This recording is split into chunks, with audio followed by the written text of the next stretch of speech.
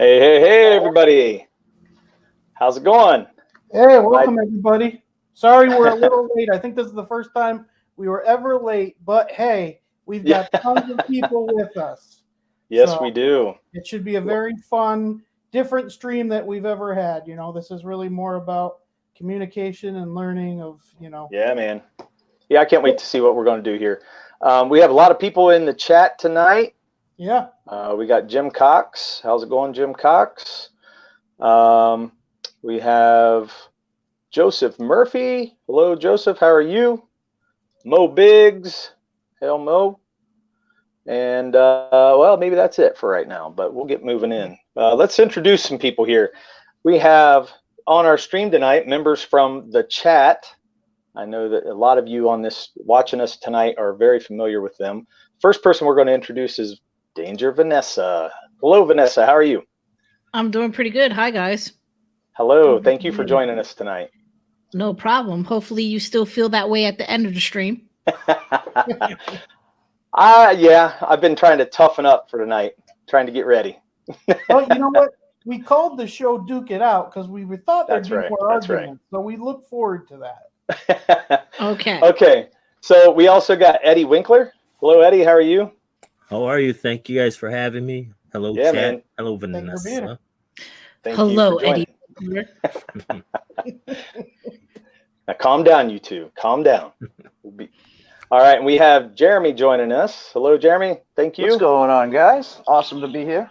Yes, thanks for being here. Yeah, and we have Leroy. Yeah. Eddie Winkler's gay as fuck.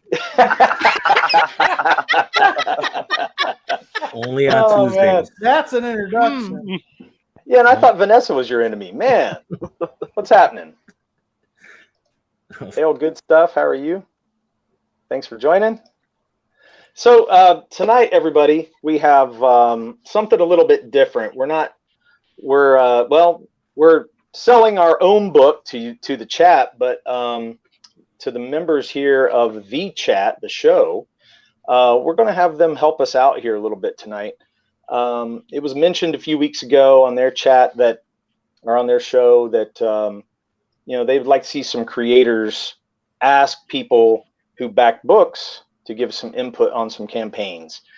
And so since Kevin and I are first-time creators and we're new to all of this, we really want to hear what they have to say about it, and asking them to give us some hard critiques, and we're just going to go for it. So hear their 2 cents and just go. So we're going to sell the book. Well, not sell the book, but I guess open with the elevator pitch. Kevin, you want to take that on? Sure. So, the overall story, why it's called Ballad of Celestials. There are Celestials, but for now they're kind of waiting in the ring, just like in the background. This all takes place before the flood. So you got one continent with many cultures. And so our, hero of the book, Mare, he's on his way home with some of his battle-worn warriors, and they intercept this army that's actually coming to his homeland ready to destroy it. And he's there to basically get in their way and stop them. Okay.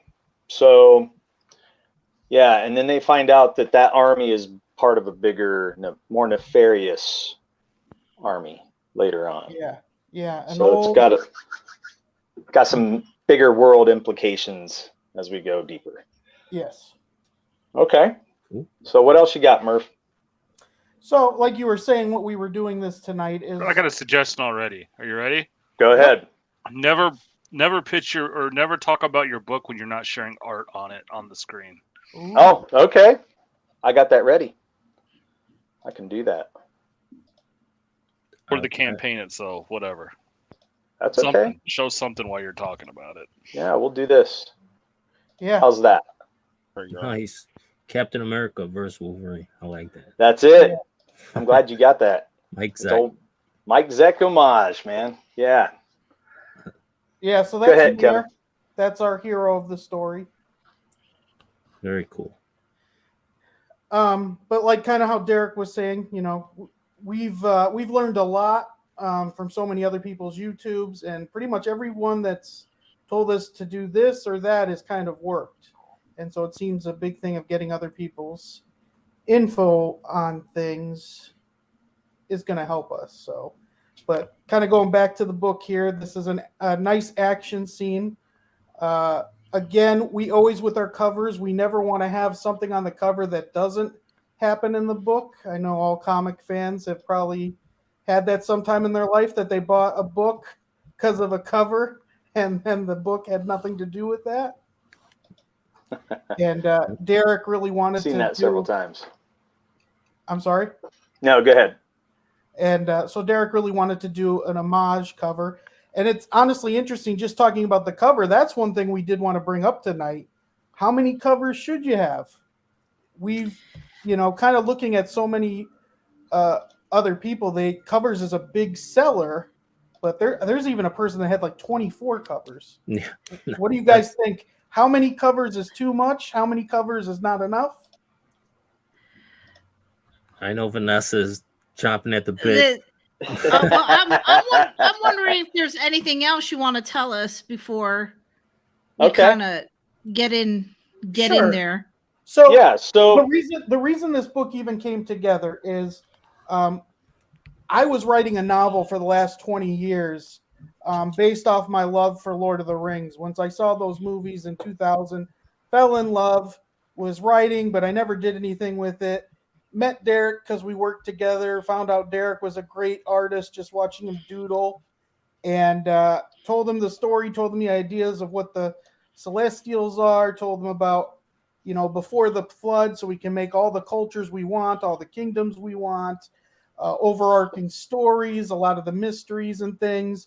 We kind of want to make a world mythology, because Tolkien made Lord of the Rings to make a mythology for Europe. So we're kind of doing a thing where everyone can have a mythology, that at one time, all these ancient cultures kind of have same stories for a reason. And that's what our goal is to put together. So a lot of about fantasy, Lord of the Rings without the elves kind of thing. So let me go into just a little more information about the book. It'll be a 27-page comic book. Action-packed. Yep. We also have the homage cover, and then we were going to have a regular cover for it.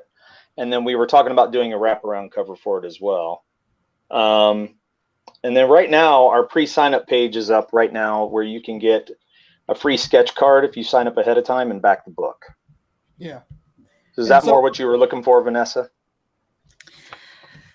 I mean, that's helpful. Okay. Especially as we go up. And where's this link for this pre-sign-up page? Is it through Indiegogo or is this? It is on Indiegogo. Okay. Let me get that ready on there, and I'll put it in the chat too. So yeah, go ahead. All right. So say what you got to say. So just for clarification, I looked into both of your Twitters and everything, but this would kind of be like a foundational, probably for all of us to figure out how to advise you. You're both Comicsgate, right? Yes. Oh yes. All right. Yes. All right. So, well, I mean, it's important because yeah, it is. Because there's because I was on the other show with guys who were indie, and they were doing stuff more like indie comic book creators would do. Comicsgate is, granted, we're part of that, of being independent comic book creators, but we're a niche within a niche, and there are things that Comicsgate does that works for Comicsgate that won't work for independent comic bookers, because either the network's not there or the promotion's not there, something's missing and they're not connecting with us, which I don't understand why. So it's good that you guys have that sign up. Just be aware, because this has been an issue with a creator friend of mine.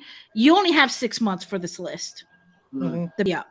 Okay. So if it gets close and you guys aren't ready for some reason, make sure you pull all those emails out of Indiegogo, because you will lose your list. Yeah.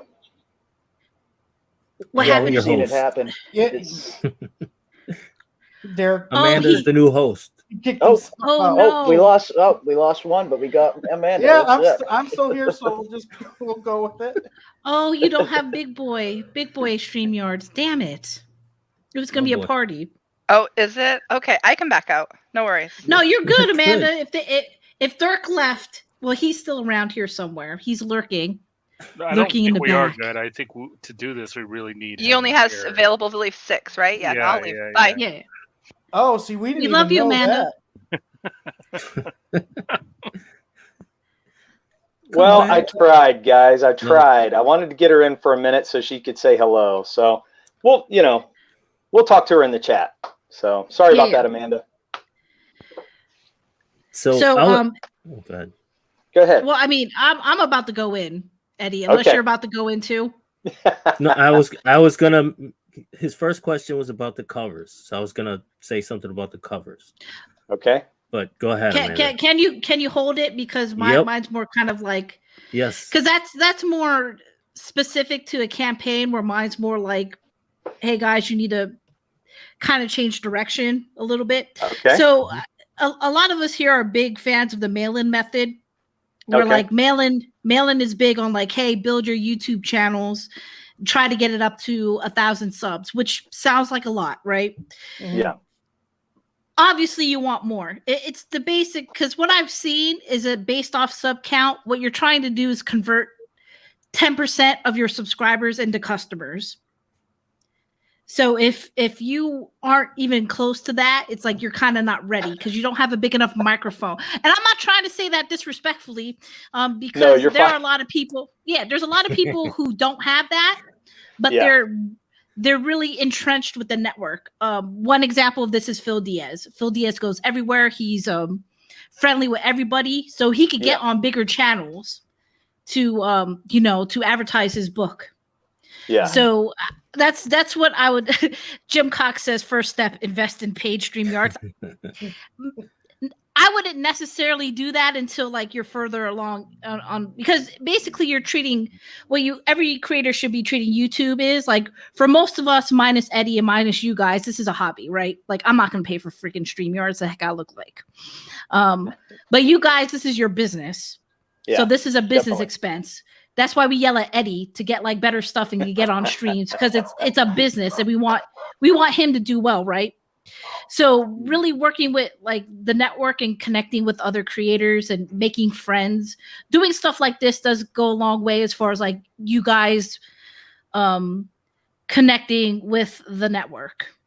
So this is good. Like I said, go make friends and really treat your YouTube as your advertising arm, because that's effectively what it is. And the cool thing about YouTube is if you get good at it enough, it actually starts paying you. Mm-hmm. So that'll be my first thing. Like I said, it's more networking, because I'm sure you're just based off the art, like it's not trash. You know, part of art, there is a there's a part of art that's not that's subjective. Like Leroy doesn't like manga, like, and that's a subjective thing. But there's some objective stuff where you're like, the anatomy is broken or your perspective's off. And just from what I've seen, I'm not saying those type of, basic artist problems. So yeah, I would tell you guys to work on your YouTube, and it's good that you have a mailing list, because there are shows where if you have a mailing list that they'll do some promotion with you. So yeah, I would encourage you guys to get more engaged with the network. So when you put money into YouTube, what is the most? Is it having mics? Is it paying for? What is so it's always, granted, YouTube is it's a video platform. If I was selling something, I would put my face on freaking YouTube. All right. So just think about it, Murph.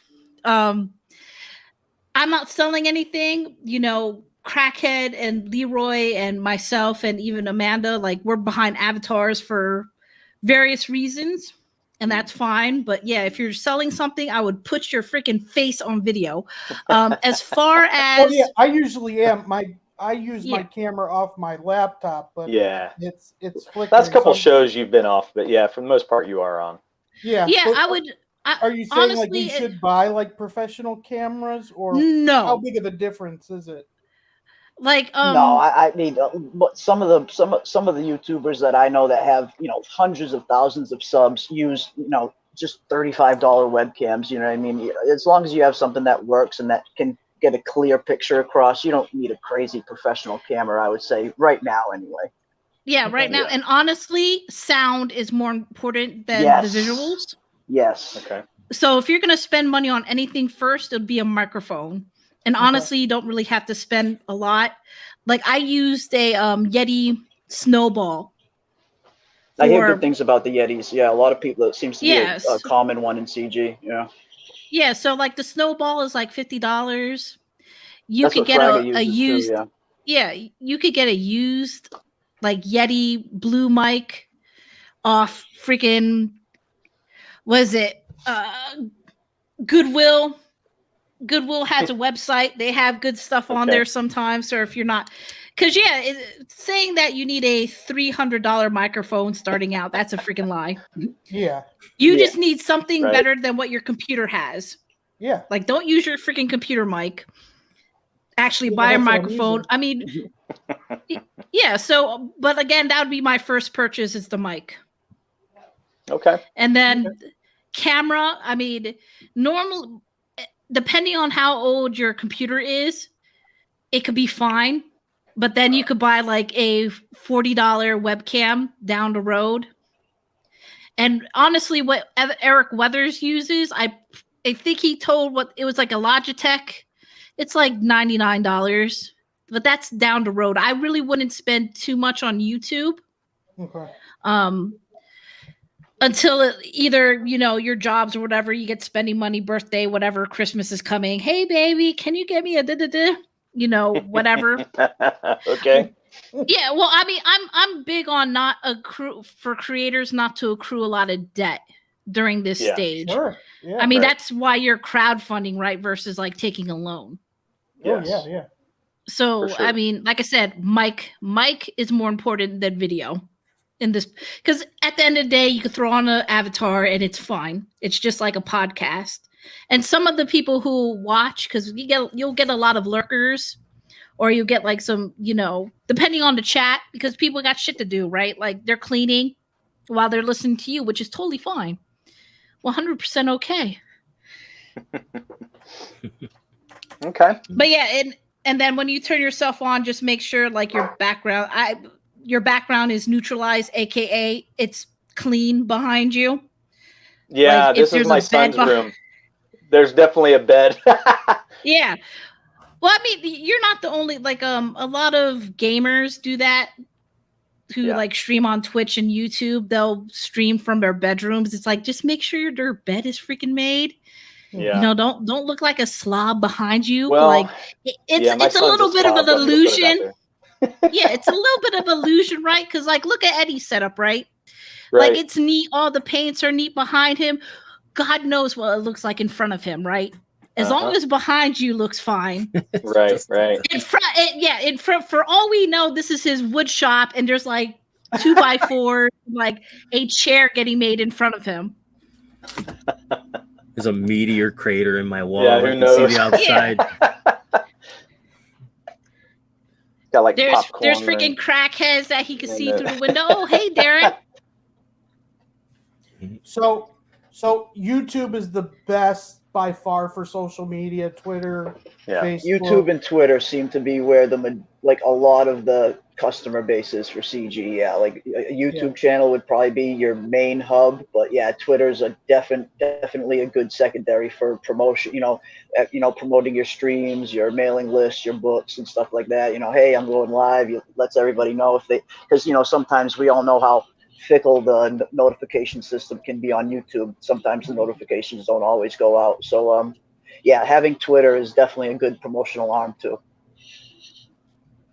Okay. Yeah, we are just about at 100 subs, and so we've been growing this pretty quick. But it's been what, a month and a half, maybe 2 months that we've been running this. It's gonna No, take we've- time. I wouldn't even We've pay probably attention done to this the about sub 4 count. months. Yeah, I think the number one mistake YouTubers look at is sub count, because you'll see people like, there's a lot of people that have huge sub counts that have and nobody in the live audience. 10 people Right. on the live stream. So I wouldn't even look at the sub count. It's irrelevant.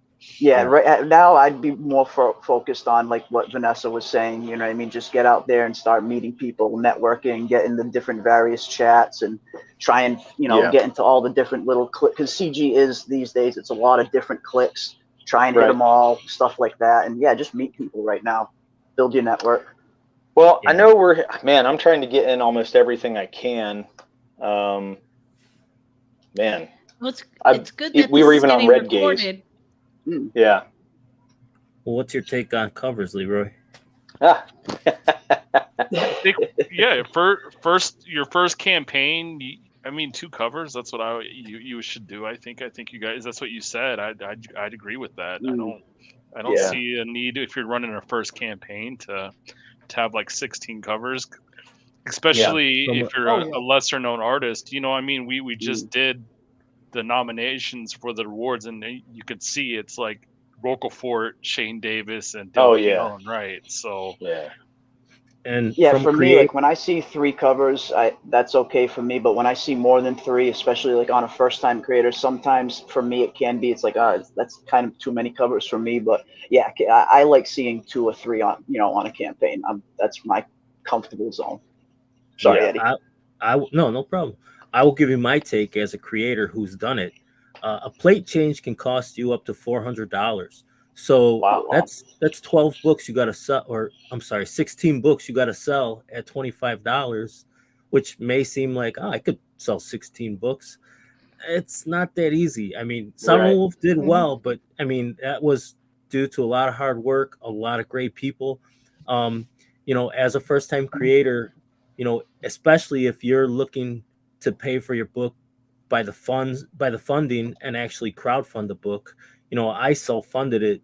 But if you're like, how many covers is too many? It's all your budget. But what I would do is this is what I did. I trickled in the art through Twitter, don't say what a cover is or what a trading card is or whatever.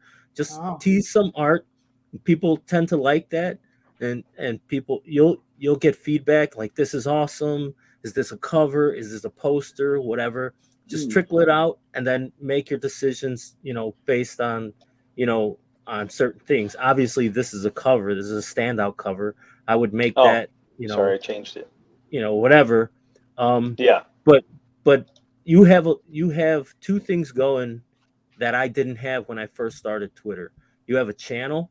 You have subscribers, which, like we said, doesn't matter that much, because I don't know how many channels I've watched for 2 years before I even hit the subscribe button, and I've watched all their videos. But you have a channel, you have a voice, and you have a mailing list. I didn't have a mailing list when I started, and I didn't have a channel. I still don't have a channel. So you have 3 things. Yeah, that's changing. Yeah, that's Eddie changing, Winkler. Eddie. Right, Eddie Winkler. We've been talking. That's going to be fixed soon. So so you leak the same thing. You go on Twitter. You say, hey, we're going to be talking about this, or we're not, whatever, and people will be interested. And then you say, hey, once people start asking about your stuff, or you start getting good feedback, you say, hey, we're thinking about making this a trading card. And then you'll get people that say, it should be a poster. I wish I had a poster of this, or I wish. So don't lock yourself in. You get a general consensus from the chat and stuff. Yeah, and that way you don't have to start up your your campaign page with all these things locked in. And then guessing. You'll have a and then people tell you, I wish I had this. I wish this was this. Honestly, I didn't do that, but I took notes. I have 2 pages full of notes of what people like, what people want to see, and I'm just gonna go with that. And again, I'm not ready to launch Sovereign Wolf 2 yet. I mean, we're working on it, but when I'm ready, it's gonna be a steady grind of a tweet here, a tweet there, maybe a video here, maybe a video there. You know what I mean? And it's gonna be go go go. And Eddie, you did something that, like, for me, like when I look at new creators, you did something it's probably the smartest thing you can do. You hopped and like for about a year straight, you were in every single Comic Skate chat that I was in, always either super chatting or just throwing regular chats, promoting your stuff constantly. And that repetition really, really paid off for you in the end, I think, because you got your book out there. It got in front of a lot of different eyes because you were just constantly promoting it. For a new creator, getting into chats is probably paramount, I would say. Yeah, thank you. Is putting your stuff on other people's chats, that's not taboo? That's not... Well, here's not the deal. one bit. If you're super, I mean, I don't think it is. If you're super chatting a channel trying to promote your book, I think that's totally fine. I mean, that's what we're here to do at the end of the day. Here's my advice. We have some of the best people chat wise. It's like a I mean, they will tell you what they like. They will tell you what they don't like. Forget the super chat thing. If you go in these chats and all these rooms, I mean, obviously you can't watch every stream, you can't do whatever. But if you go into chats, you communicate with people, hey, how's everything going? Whatever, blah, blah, blah. And they're talking about books.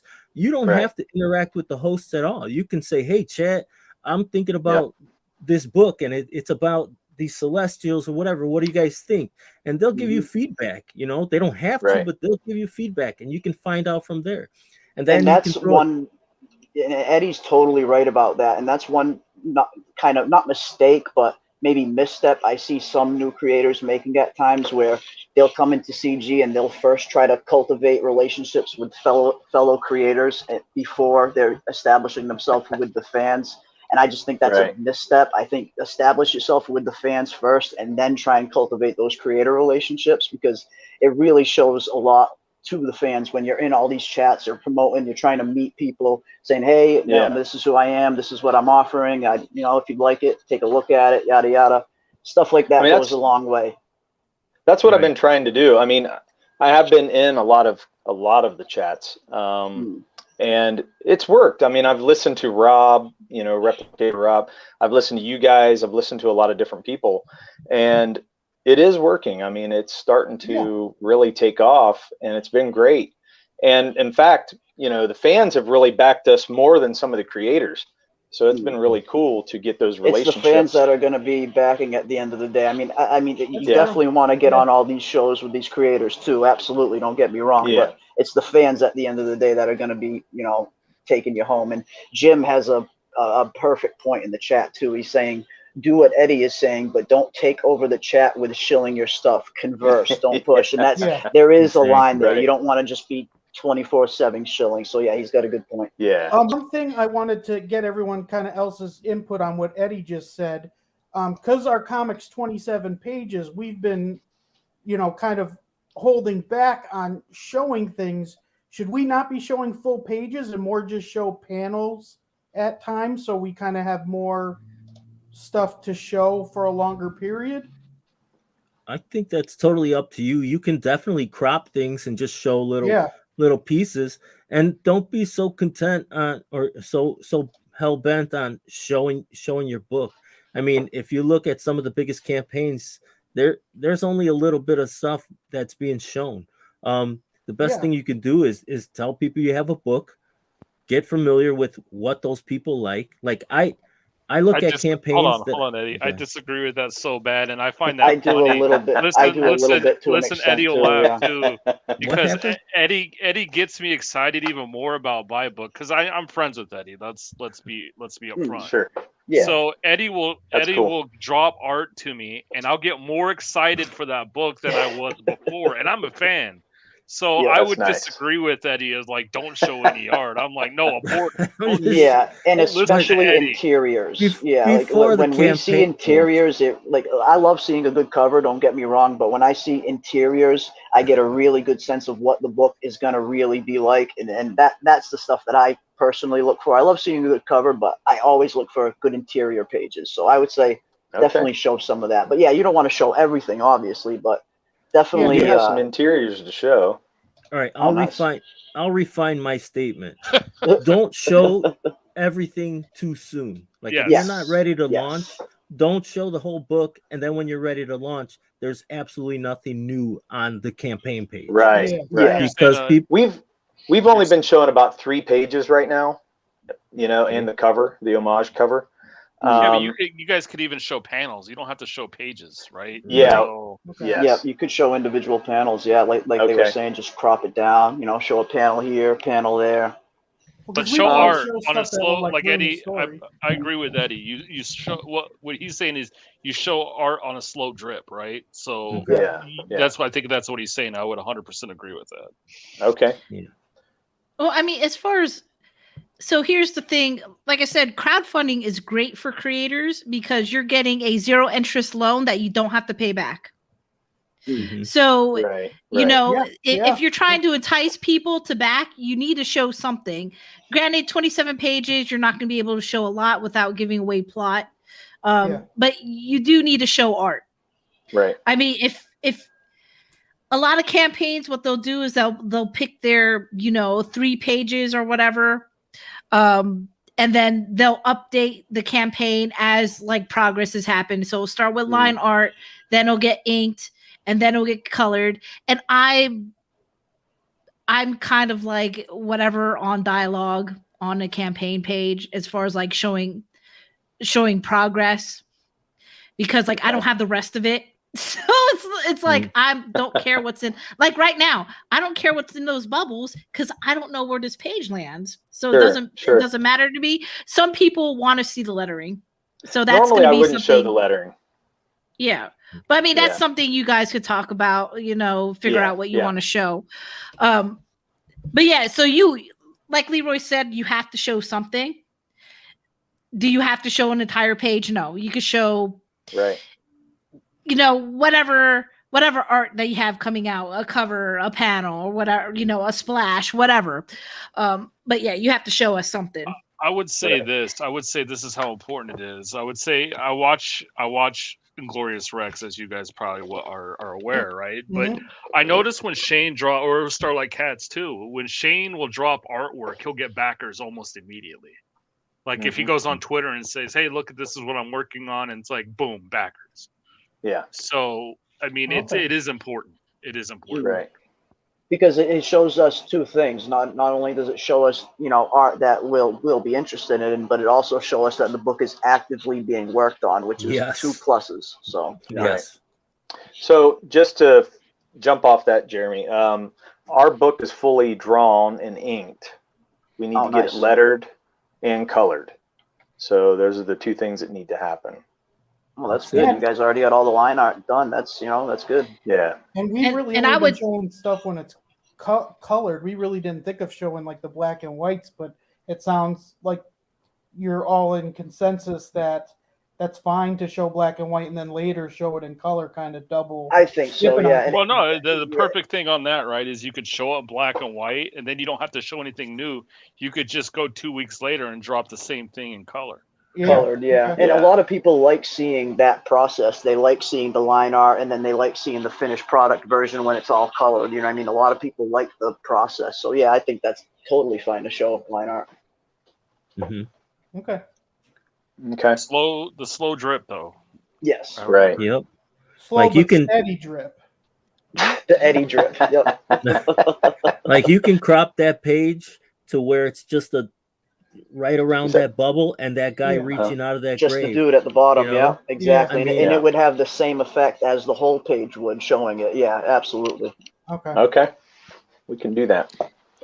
And also, if your line art is done, I would say so in the campaign. Yes. Okay. That's a good selling point too. Knowing all the line art's already done and you're already moving on to colors and then lettering, definitely I would put that on the campaign page. Yeah, she's right. On the sign up page. Right. And I think on the sign up and the campaign. Extra incentives for customers. Yeah, especially on the campaign. When we put up the campaign, we probably will have 75% of it colored even by that time, I would think, right, Derek? Then say so. Yeah, I would say so. Then say so. One thing I really thought was an ingenious idea was what Michael Bancroft did. at the bottom of his campaign page, he had a little chart, and he would actively update it, and you could go to the campaign page anytime and see exactly how much of the book was done in line art, exactly how much was colored. I mean, he wasn't giving anything away, you know, it was just little boxes, but it's just a good way of, you know, keeping that progress live. Yeah, that is a good. Yeah, that's a good idea. That. Yeah, I missed that. Yeah, I've seen those on different campaigns. Yeah, it's pretty. Yeah, I wasn't cool. sure. I wasn't sure if we were going to do it, but I mean, I think it's a good idea. Yeah, and on your campaign page, this is one thing that I learned personally, which I'm going to do with the second campaign.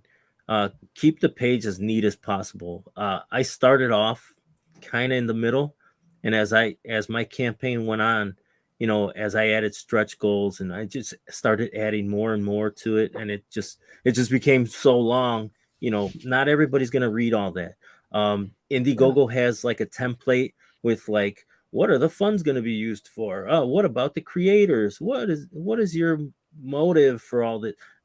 Just scrap all that. Tell people about the book, show people art, and then give them the perks and the tiers, and that's it. Okay. If you have stretch goals, you can add them as they go on. Again, this is my, you know, my advice. I mean, it may not work for everybody.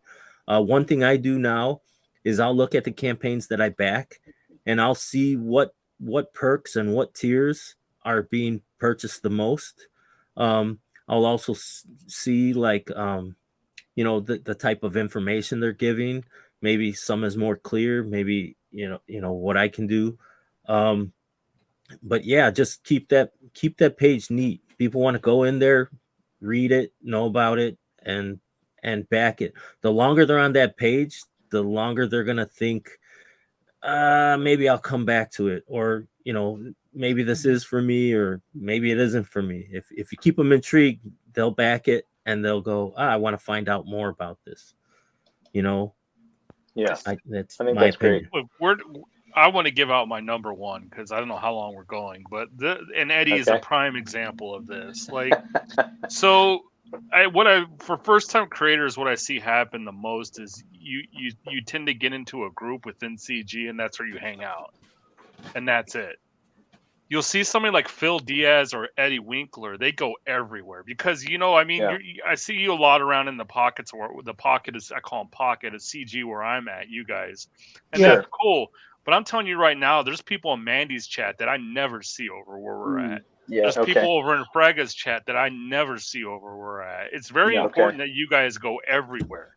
Yeah, hit all the pockets, That would it really be is a bunch of different clicks these days. He's right. That would be my biggest piece of advice to you guys, because like I see you around and that's cool, but like I lurk in Mandy's chat, and I notice I don't see the same people, or I'll be over watching a Shay stream or whoever group, you know, and you guys need to know the landscape. You need to know who hangs out with who, and if you look, there's reasons why people hang out with each other. It's not it's just the way it is, but you need to be everywhere. You can't just rely on, okay, these 100 people are going to carry 100 people. You're not going to get the results you're looking for. Right. And again, I mean, if in doing that, be genuine, you know, don't just go in there, be artificial. Hey, I got a book to sell or whatever. I mean, like every chat I go in, there's faces I recognize, like, and faces that you may not be familiar with, but I feel like let's say I went to a convention and I found out who Mo Biggs was, I feel like I go right up to him, shake his hand. Hey, what's going on? You know, how's it? Definitely. Like never, like you didn't miss a beat. Right. You know what I mean? It's just like we already know these people because we see them all the time in these chats. Talk to them all the time. Yeah. I mean, as a creator, you look at them as customers, but you don't just look at them as customers alone. I mean, they're people just like you were. You know, that, hey, they want good product, number one, and they want the people that are creating them to care about them. I mean, at least that I know I do. You know, I care about my characters.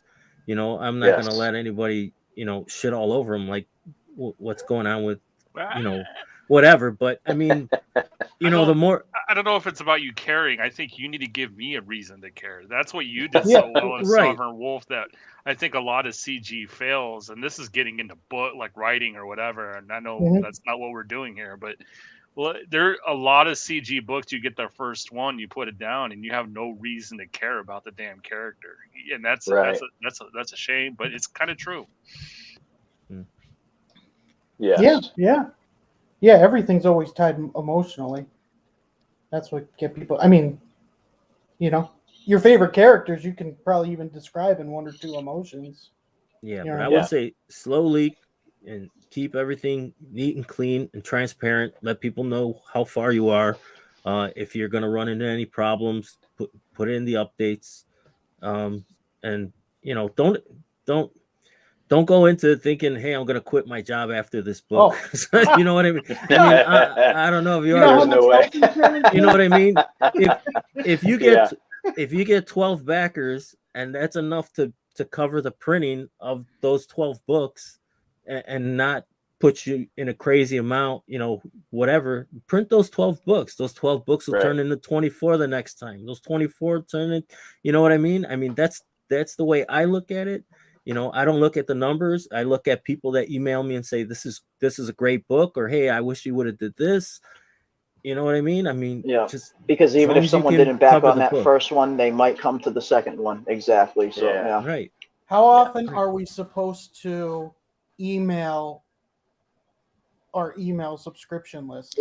This varies. Worth email. I wouldn't do it every week or every minute. Or hey, we got page 4 done. Some people do it every day. Some people do it once a week. Some people do it once a month. This is just individual, because I mean, somebody like Graham Nolan emails me Monday like clockwork, and I love it because I know exactly where the book is.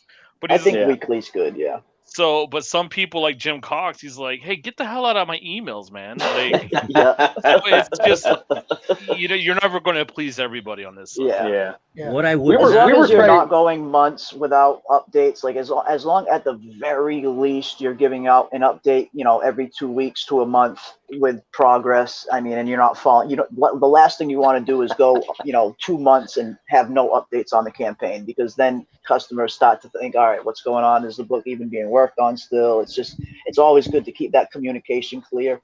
And even more important than that is the transparency. Like, I think someone mentioned it earlier. Like, if you run into a problem, make it, put that in the update. Say, hey, this was the problem, just being clear. And, and then this is what I'm doing to fix it. Just wanted to give you an update. And try not to make them crazy long, because, we like to just get in and get out. Once again, show something while you're streaming. Sure. And like this. And the last thing I'll say about something. Oh, okay. I like this. Last thing I'll say just show something, man. Like, instead of just that platoon vibes. I was gonna say, last thing I'll say about updates, and I've had quite a few of them from Kickstarter and Indiegogo alike. Do not, if it's been a while since your last update, do not send an update saying, we don't really have anything worth telling you, but we just want you to know we're working on your project. Yes. I mean, that's it's not even worth it. So probably this is an update to tell you about an update. Yeah. So one thing is, we've had success with people looking at our email page, but we haven't had success of people actually, giving us their email. Signing up. A lot of people will until your book is ready. Okay. And how long have you had that up? About a month. Yeah. About a month. Okay, so you're not in the danger time of you need to get these emails out of here right now. Yeah. I mean, here's the thing about the sign up list. Like, it's a good indicator for you of how many people are interested. Just because they're interested doesn't mean they'll back. So I mean, I know some of the bigger creators, they'll wait until they hit a certain number and then they'll launch, because they're like, okay, I got, I should have a better conversion rate on this.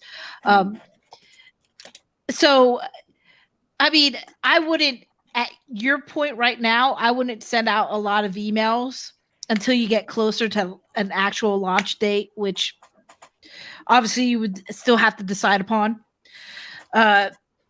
So yeah, I mean, one of the things is this is YouTube, right? And a lot of CG has this problem. And I mean, Leroy doesn't do it on his channel because he's purposely trying not to grow it. It grows, under his objection.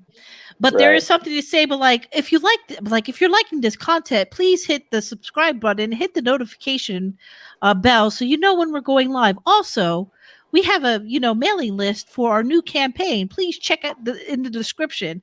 I mean, it sounds like right you're now, going into sales mode. Right now, hold on. Let me look over here. Let me look at your stream. Do you have your sign up in the bottom there? I had it up in the description. What do you mean? In the description. No, I did not have it. You need to do that, and then you need to have a ticker on the bottom saying, "Please sign up for our sign-up list" every time you go live. Okay. Yeah, the tickers do help. Yeah, it's free on StreamYard. Even if you have the free version, you can type anything you want in there. Just say, hey, our Indiegogo mailing list is up. Please sign up for Battle of Celestials now, and that will constantly be ticking at the bottom of your streams. Well, actually. So to give you an example, were you guys there for the Roquefort closeout stream we did on my channel? I missed it. So I wanted to be there and I missed it. We closed out Roquefort, and I don't know how many people in the chat. They got a ton of subs, but just putting what you just did, and then having that link in, I got 21 referrals for Groken that night.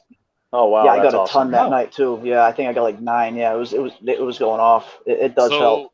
What you're doing with the sign up list, where it says sign up, check and then you put in the link in the description below.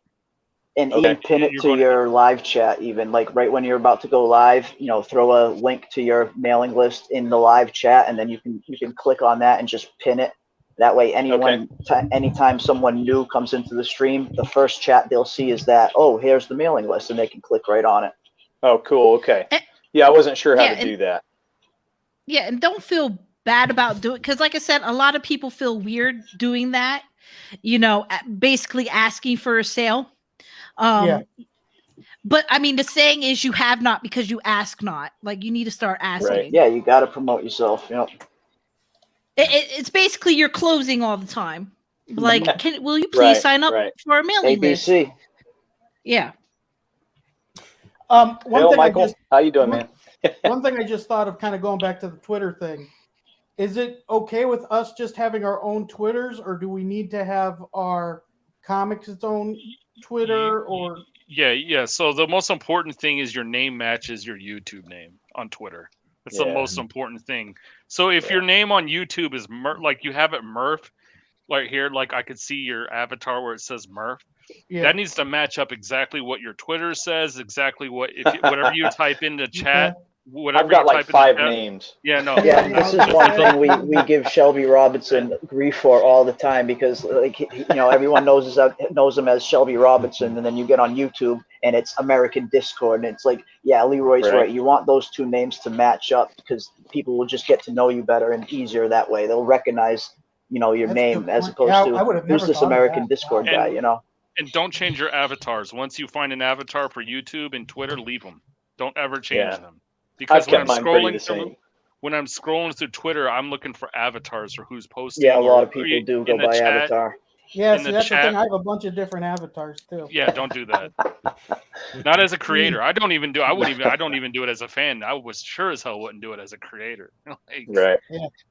Yeah. If you have an imprint, thanks, Jim. If you have a company name, I would make a Twitter for that, because you're selling this book. Obviously, it may not be your only property, your IP.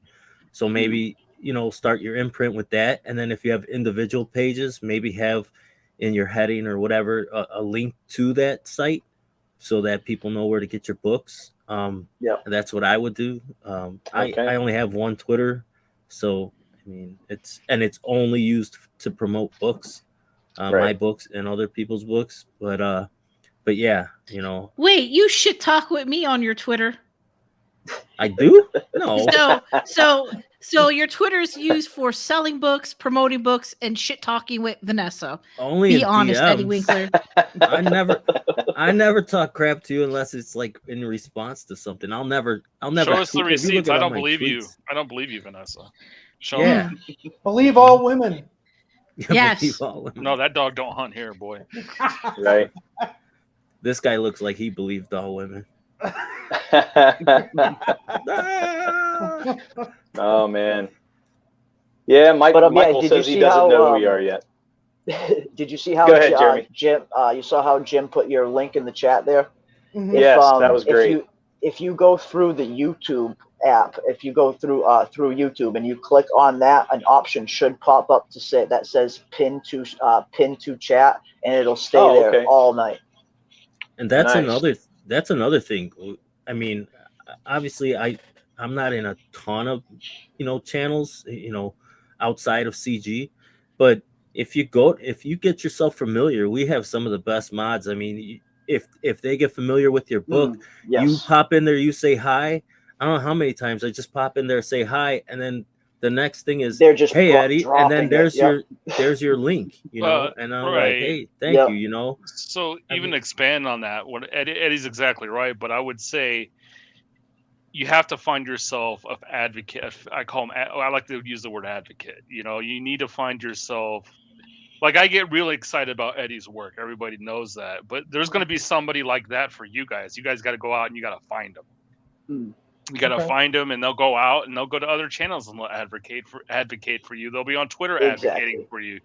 You guys got to find that person, those two people. You guys, I think that's so important. I would say, Eddie. What do you think as a creator? Yeah, I mean, if you have someone that believes in you as much as you believe in yourself, obviously that's a very powerful ally, especially someone like Leroy who has the grace of the chat and this community as a whole. And again, like, they're going back, you can do this for yourself, but there's a difference between boasting and promoting. You know what I mean? If you're gonna boast, if you're gonna say, hey, I am the next Rocafort, you better be the next Rocafort. You know what I mean? You better back that up. Don't ever say Believe that. me. That's why I never will say that's why I said, if you say it, you better back it up. But if you say, hey man, we got this book, we think you'll like it, never push anything on anybody. Say, hey, this is going to be cool. I think you'll enjoy it. We got some cool stories, blah, blah, blah. If you're into this, you might like this. Just say, hey, we're doing our best and whatever, and then people will find you, And how you the find more those chats you get into, the people will find you. Right, that's the thing. Like, right now is networking would be my main focus if I were you guys. Just getting as many different chats as you can and just spread the word and just meet people. Yeah, so finding that out, or what Eddie's saying, the biggest thing, and I was talking to George about this very thing yesterday, but the biggest thing is to be very fan focused. I think CG this year, especially the last half of the year, has kind of moved away from that and become a little more creator kind of focused. But if you look at the people that have the most success in CG, they are very fan focused. Eddie's a prime example. Hell, Shane is a good example of being fan focused. Professor Murph, guys like that. Yeah. So just be very fan focused, and those advocates will come for you guys. You know what I mean? You'll find a Rick Saylor. You'll find some guy like that for you. It'll happen. But you just be focused on fans always. Okay. Well, I mean, that's like I said. Go ahead. I mean, that's the reason why Leroy says, hey, make sure your avatars match and everything, and your name, whatever name that you have, that pretty much everything is matching, because it's basically come down to branding. Brand recognition, Yeah, because okay, we don't have Spider-Man, right? And that's how Marvel sells Spider-Man. They have a character with a great brand behind it. It doesn't matter who the artist is. When I was 10 years old reading the X-Men, I didn't give a shit who the artist was. I was reading the X-Men, right? It took me a while for me to give a shit. All right, it took me a while. But the character sells itself. Hold on, guys. Go to that question from right. When somebody asks you a question, always highlight it. And if it's a legit question, try to read it. So Kitty had a question. Oh yeah. So she said, "What do you mean by fan focused?" Right there. So, like, when Eddie's in the chat, his number one priority isn't like getting Michael Bancroft's attention or whoever's attention. Or Shane or EBS. Right. Yeah. He's focused on getting my attention or Vanessa's attention or Rick Customers. Saylor's attention. You know, and even you'll see Shane do that in his live streams, is he will highlight chats from fans before he will creators a lot of the time. So like it has to be very focused on fans. You need to include them with everything you do, and you do that, man. I'm telling you, you'll get a Rick Saylor or you'll get that guy. Mm-hmm.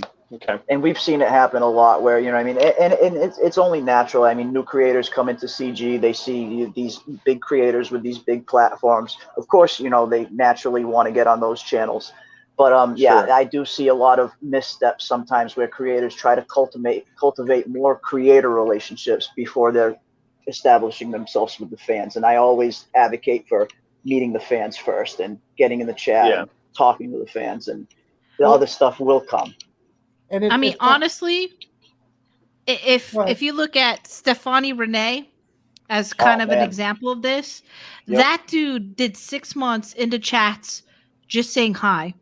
He would highlight. He would pick to everybody. Yeah, he would pick a name. Yeah, he would pick a name, and he'll at Darren Wagner. Hey, how you doing this evening? Sure. Nice. And you know that really does mean a lot to people. You know that you're saying hi. I mean, really, to be honest, that's what I've been doing since probably March of this year. Was just jumping on a lot of the streams and saying hello, you know, to anybody and everybody. And I've seen you, Yeah. We kind of just fell into CG. That was never our plan. We were just gonna go to local comic things and sell it physically. Like kind of all just we kind of fumbled into everything, honestly. It's see what Darren Wagner did, like do his chat there, Darren Wagner. See how he at Mo Biggs? That's how I call it the power of the at. Yeah. Right. You guys are in these chats. You can't just like talk randomly if you're trying to build. You need to be adding people. You need to be talking to people one-on-one. Right. You know, that's what. Most of the time, when we're just shilling books, because we ask other creators on here and try to help sell books, and then we actually had Lee Byron Carver on here, and we were talking some character things. We're trying to add some different content. Yeah. Yes, we had Kemosabe on here. Right. So. But in doing that, we're trying to add that different content. And then we're also trying to involve some different people because he brought his own people along with him. Yeah, you're going against exactly what I just said, though, right? So you're looking at creators to sell your book. Eddie, who do you think sold your book more, creators or fans? Like, you know what I mean? The fans, word of mouth. Sure. I mean, think about it. If you count them, maybe you got 12 channels from creators, you know, and they can put out books, but it's nothing like a fan saying, "Hey, I bought this book. This is awesome." We're putting a tweet out there. And again, we're creators, but without fans, what are we creating? There's nothing wrong with trying to cultivate relationships. Yeah, exactly. Well, I think what we were doing with that, you know, he brought his own people along, which kind of introduced us to a whole new set of people, which was great. Yeah, and that's because good. That's good. You know, we had never done that before, which was really cool. And then I think the last, where did we go on? We went on Red Gaze's channel, which was really cool because we had never interacted with him either. Yeah, he's got a different audience over there too. That's not got the normal CG audience too. So that's a good one to hit. Yeah. So you need to make sure that you follow up and go back in their chats from time to time and say hi. You know, like there's nothing worse. And I've seen this actually Bancroft's in the chat. And this happens all the time. You'll see somebody within a month of launch, and they're in Bancroft's chat like every night, the month before launch, and then once the book is launched, gone, no more. Yep. So, and then you know, we as customers start to think, all right, is this person only going to come around when they have something to sell? You know what I mean? Though, you know, those kind of creators will probably not get backing as quick as someone that we see in the chats every day. Right. Well, that's kind great. of talking about Bancroft, the funny thing, making the point of having our avatars and names the same, even though he knew us in their chat, he didn't know Murph and Dirk was us. That was funny. No, I mean that's what I'm it's a saying. Like thing. when I recognize Derek Clay in the chat, because like usually when I see his name in the chat, it's Derek Clay, and I recognize his avatar. So when I see the Dirk, it's like, I do have to do the double take and like, oh, okay, that's Derek. You know, so it does I go by help so to many have different the same. names. Yeah. When we're done with this stream, when we're done with this stream, you guys need to fix that. Like now. Just go to one. Go to one. Yeah. I know. I will tell you I'll do it. My logo we got an extra scrub. We got a sub. Nice. Oh, we're not supposed to worry about that, Mo. What are you doing to us, man? Oh, seriously, look, I mean, I've gone over this with Bancroft here. I'll show you what I look at. Like, and I think Bancroft looks much the same way, and I'll do it. Let me share my screen with you. So if you go to YouTube, I'm sharing my screen, right? So then you go to your YouTube studio, right? Yeah. You want to look at how many people are in your chat, but even more than that, there's like your chat interaction. For me, sure. I don't know where it's at. Mike would tell me, but you need to be in here playing. But you'll find engagement, I think. Okay. Yeah, you'll find How all many these people are in the different, chats? right? Yeah. Like of all the tools that YouTube gives you, the sub count might be like one of the. Yeah, it really is. It's one of the least. Yeah, it really is. At the end of the day, if you want to get monetized, you got to get to 1K. Yes, but at the end of the day, what you really want are views and chats and people in the chat during your live stream. Right. So hold on. So if I go back to dashboard, I pull up look at the videos of this analytics here, and then right here, boom. This tells me what a good job I'm doing, and Mike is the same way, right? So the more like this chat, I had my last stream, I had 2,854 chat messages. I mean, it's still telling me people are really engaged with what I'm doing. You know, right. So this is very, very important. But like you get in the analytics. It's a great tool. Yeah, you guys are going in. You get in your analytics. Don't just look at sub count. YouTube gives you a whole bunch of stuff. Look at all of it. There's so much data there that you can look at. Like you can find out where, like for me, like I'm looking at it now, and about 75% of my viewers come from Twitter. I'm finding out from the links that I'm posting on Twitter, stuff like that. You'll find out where the traffic's coming from, and then you can focus on promoting there a little bit more and stuff like that. It really is invaluable, that YouTube Studios. Great. That's awesome. Of 2,854 messages, probably 400 of them were the Mo's that I just ignored. That's right. Well, I'm sorry, Derek, I just have a question. Oh, go ahead. Go ahead. So say we have a show planned for a bunch of different things and the chat is turning it a different way. Should we always focus then on the chat and then just take that show to where the chat's going, even if we had something else planned? Okay. Yes, but you still have to get, if it's for promotion, you still got to get your promoting in. But if it's like, oh, we're going to do this, but like you'll see me do that on my channel where I have like maybe a topic I want to play, but the chat like has, the chat's talking about something else. And if it's like easy to flow into that, then maybe you might want to go in that direction. But but if you're promoting, like Leroy said, you definitely want to finish getting that done first. But a lot of that stuff kind of ends up happening organically. Well, we're just now starting to get people in our chat where we're getting a lot of interaction. So we haven't been too focused on the analytics yet because we haven't had anything to analyze. Now, do you guys have a weekly show that you do every week at the same day and time? All right, because that is a big thing that I've noticed that does help. Like weekly shows will get you more traction than just random streams from time to time. People will catch on. All right, this is the Murph and Dirk night at this time, and people will start showing up. Yeah, we have our own themes. Didn't you hear the song at the beginning? I did. That's my band, just by the way. Oh, really? So I like talking about YouTube because Eddie really has no input here, so it's real fun just talking about it. We appreciate poor Eddie. Thank you for being here. Yeah, we appreciate all of the input, man. It was great. No, but that's another thing too. CG's got great sense of humor. Like it's such a positive. Yeah, man, great. We got instant support, right away. And then as I was in the chat more and more, like I will consider Michael Bancroft's channel my home channel. Even if I'm out looking at other channels and being on other channels, I'll still consider that my home channel. He was talking about creators that go away. I'm probably not going to go away. That's where I met everybody, and that's where I started really growing. So I feel attached to that, and I kind of like Michael. I don't know. He's kind of growing on me a little bit. Yeah. But can you highlight Riot Kitty's yeah comment at 06?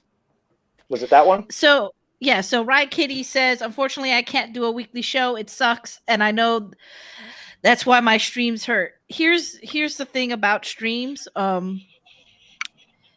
main one should be an appointment. So Leroy does a weekly stream, Crackhead does a weekly stream.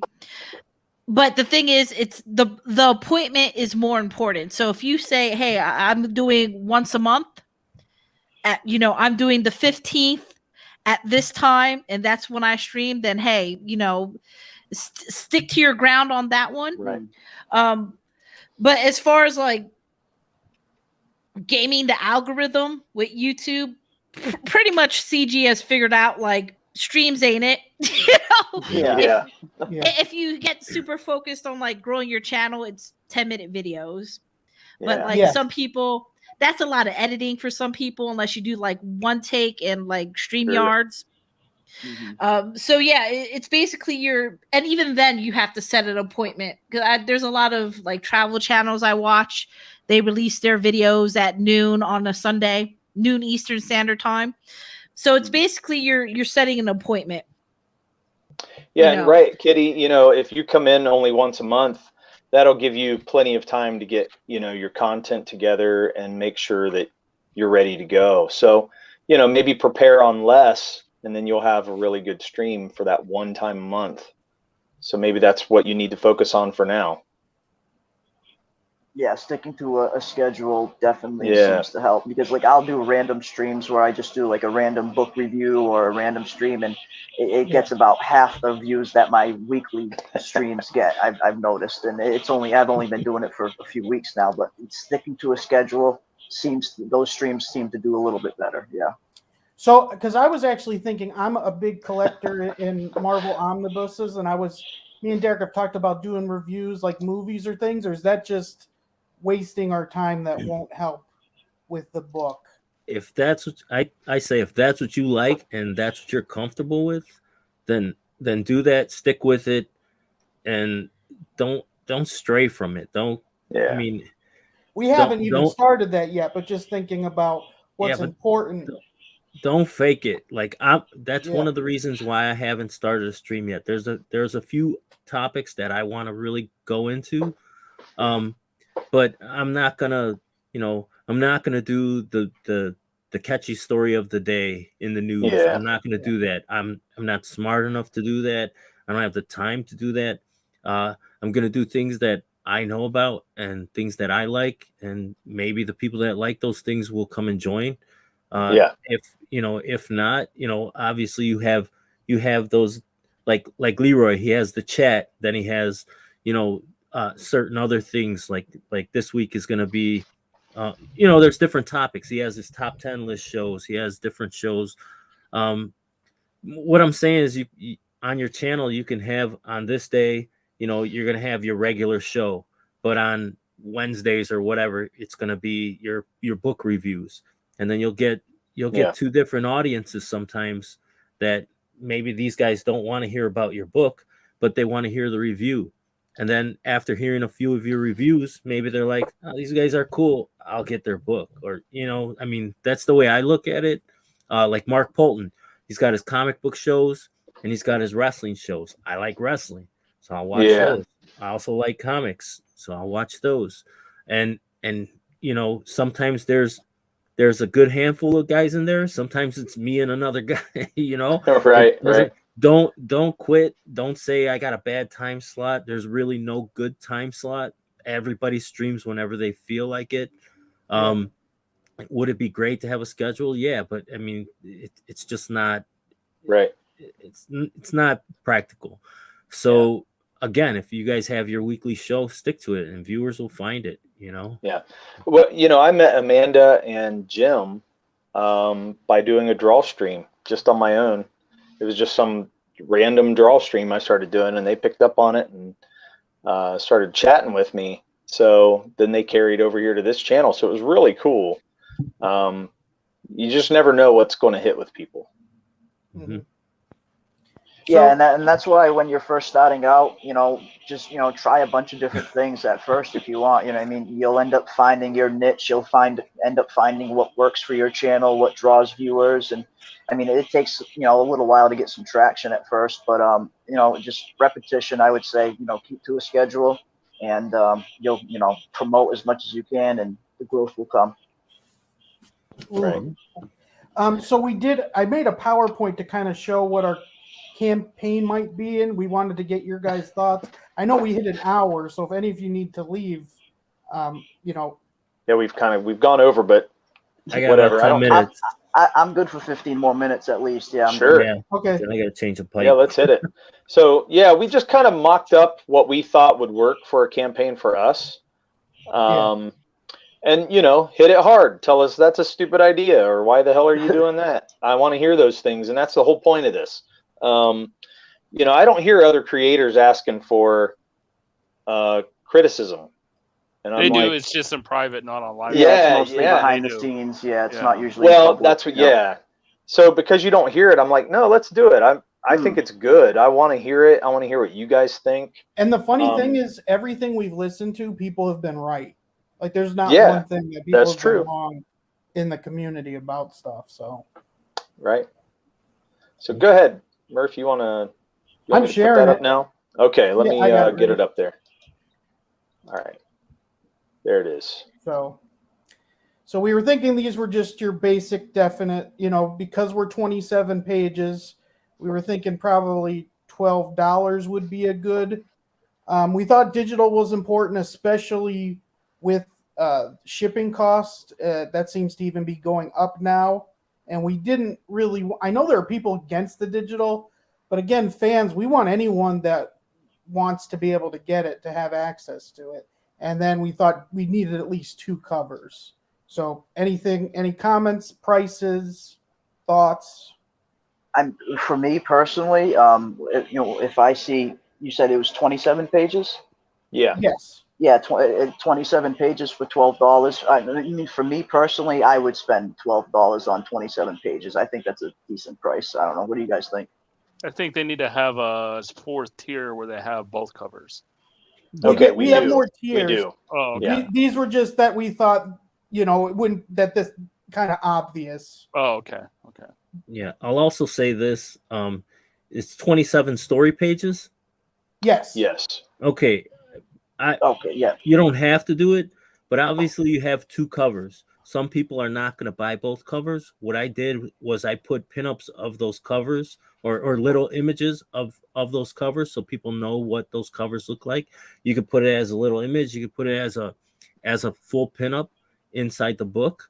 That's going to, number one, it's going to get you to your 28 pages because you have to print the books in multiples of 4, pages, obviously.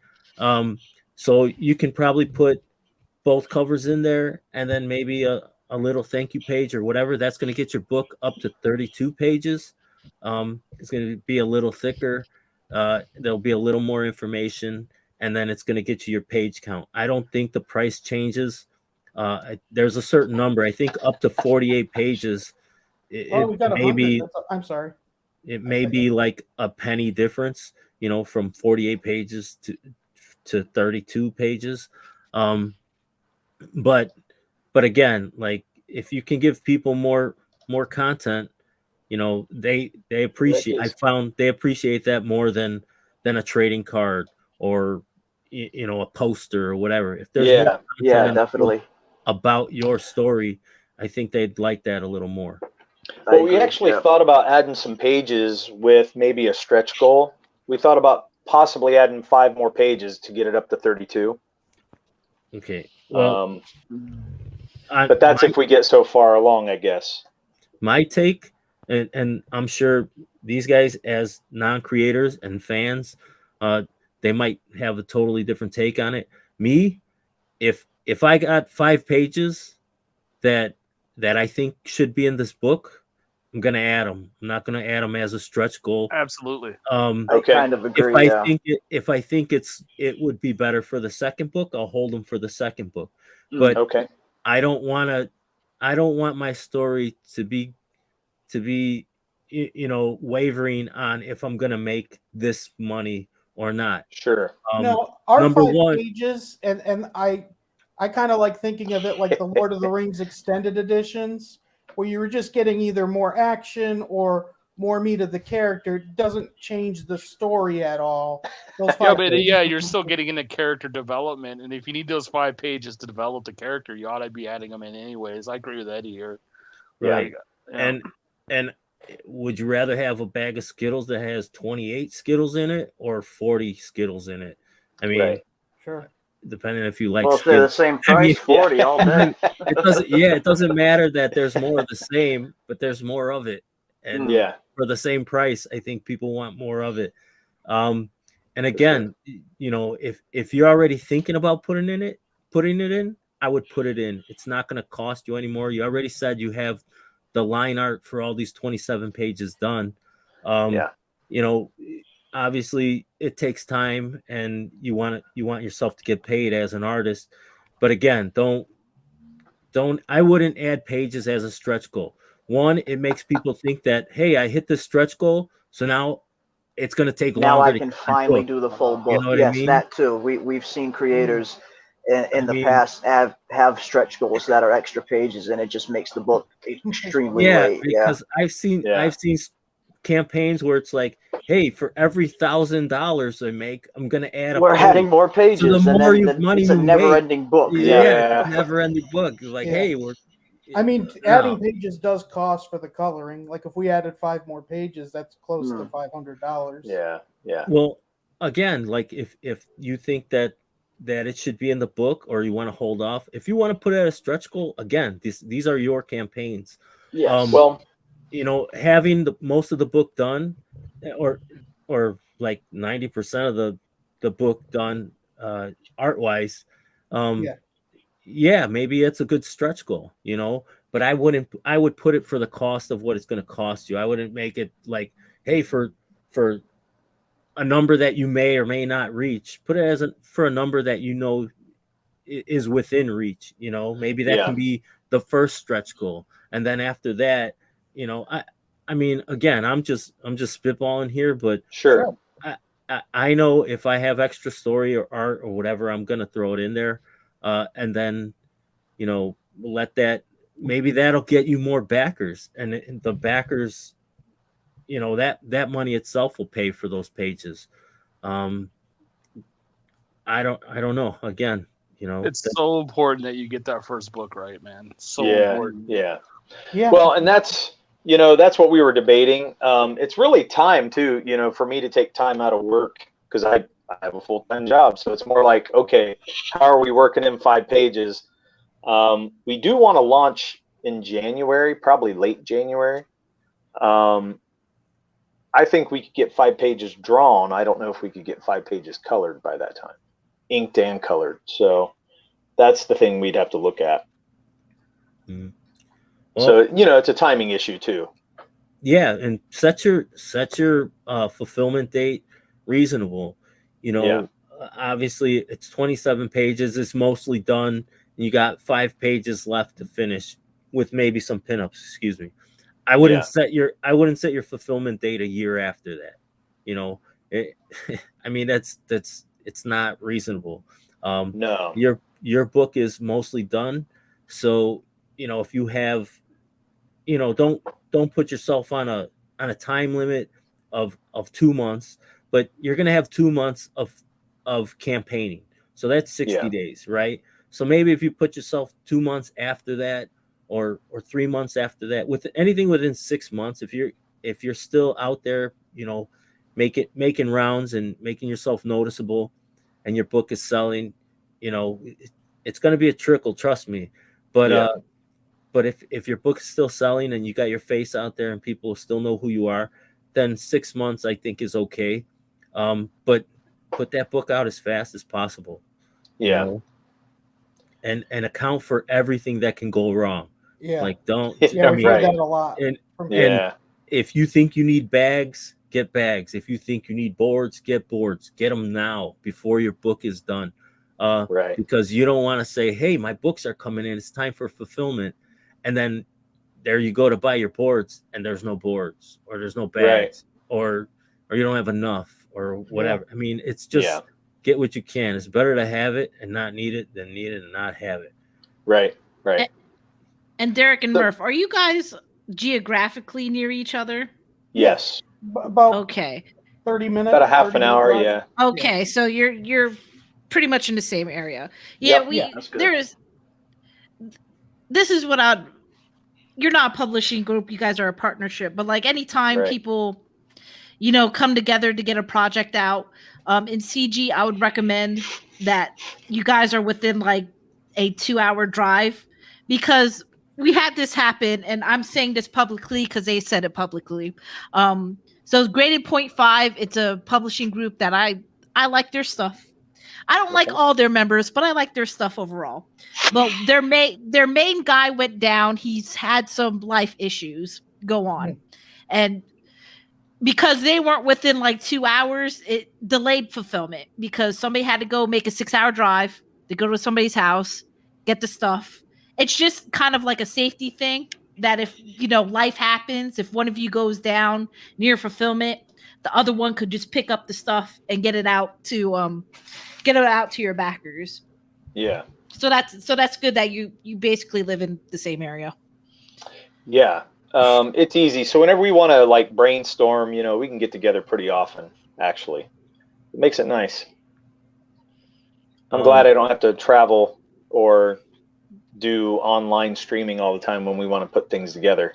Yeah, you guys being real close will help, especially, I don't know if you guys are planning on signing the books, but it'll help when that comes time to that. You guys will be real close to each other. One of you can just drive over with the boxes, get the signing done, and boom, so yeah, that'll be fun. Can I make one more suggestion? Yeah, go for it. That's what you're here for. Talking about stretch goals. I see you have a wraparound cover. Okay. Now remember, I was saying the plate changes are going to cost you money.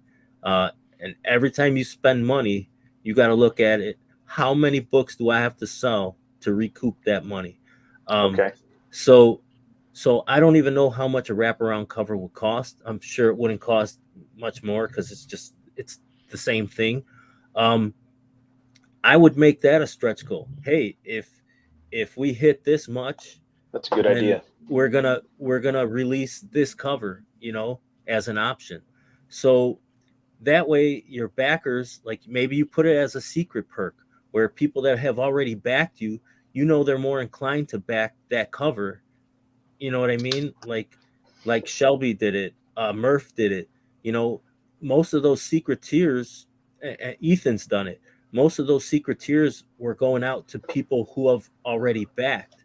So like, let's say you got this cool wraparound cover and people like your book. So now they're backing that book and they're like, I hope more people back it so that I can get that wraparound cover. If you put that wraparound cover out, that's a good point, and they like that wraparound cover, they're going to get that wraparound cover and nothing else. You know what I mean? Which it's like is it like a little cash grab? Maybe. I don't see it that way.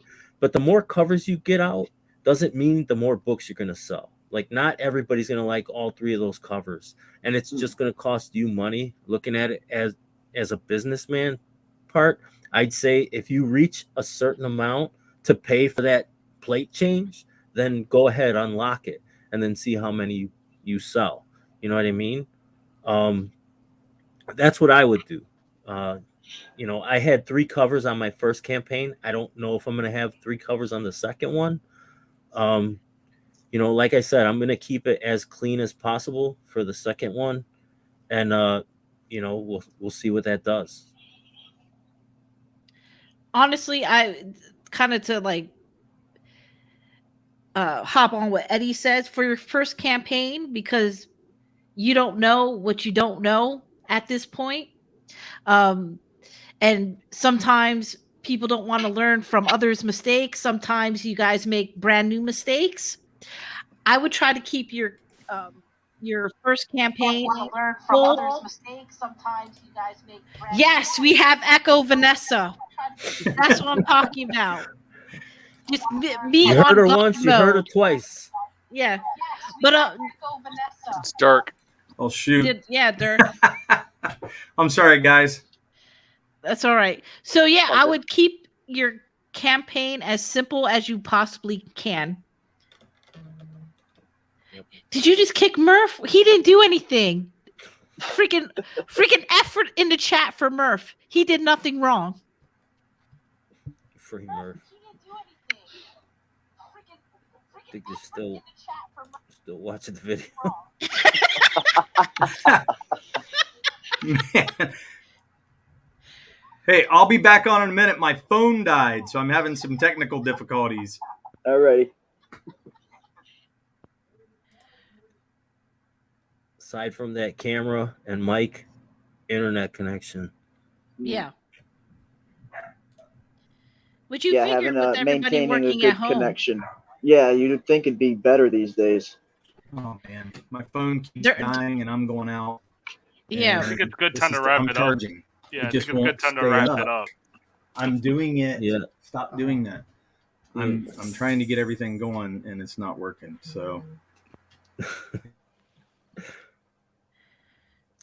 he didn't buy enough Kevin back buttons. on. I know. He didn't account for the Amish here.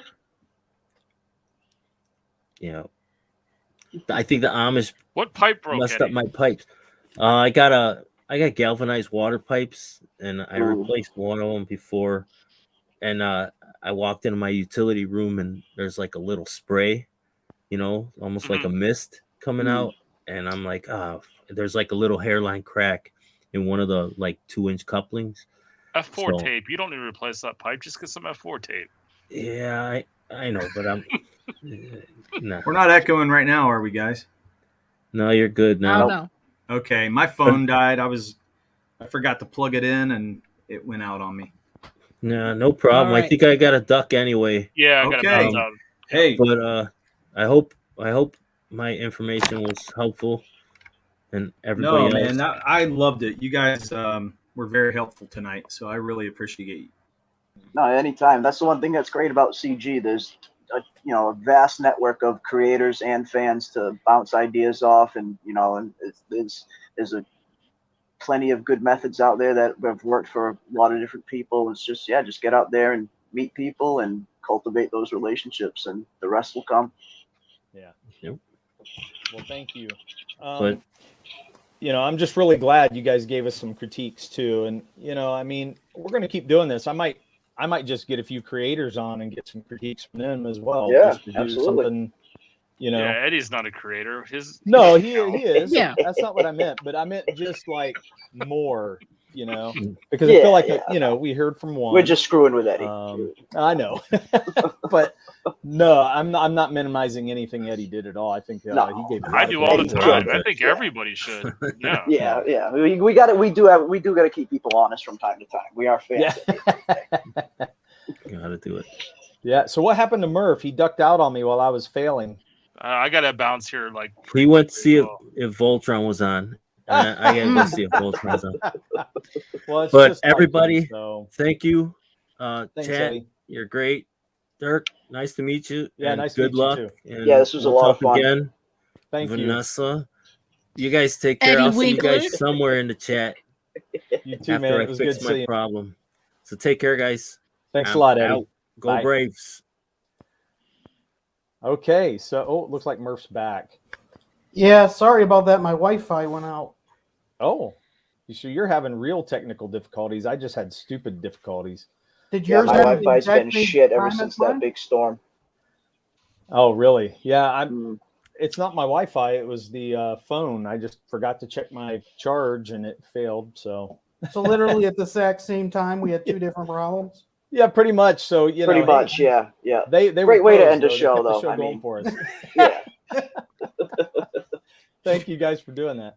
No, really, Leroy, you guys have that show, and I listen to you guys all the time, and I am trying to learn as much as I can.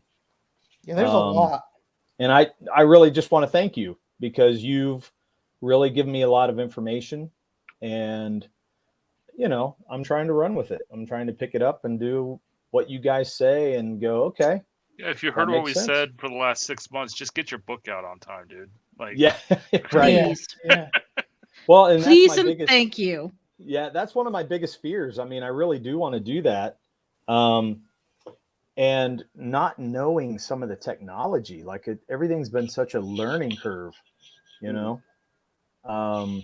I think that's one of the biggest struggles. Like, I'm an artist. I'm not a freaking guru on Indiegogo and YouTube and StreamYard and all this other bullshit. I'm like, I just want to. Well, that's the one thing that's great about CG. Whatever, I mean, there's, you know, if you don't know how to do something, I guarantee you there's going to be someone in your chat that does know how to do it. So, you know, just don't hesitate to ask, you know, because a lot of people, almost 99% of the people in CG, when you ask them for help, they'll be there for you to help. So just reach out and make those relationships. Yeah. All right. Well, thanks for coming on, guys. It was a great time. Oh, thanks for the invite. No problem. Well, we'll see y'all later. Hail the chat. Remember to like, subscribe. Yes. Smang that melee button. Subscribe to Murph and Dirk, and definitely come by every week. Check out their weekly show, and I'm sure they'll be showing some new art from time to time. And yes, we will. Keep an eye out for Ballad of Celestials. Yes, thank you. All right. Good night, everybody.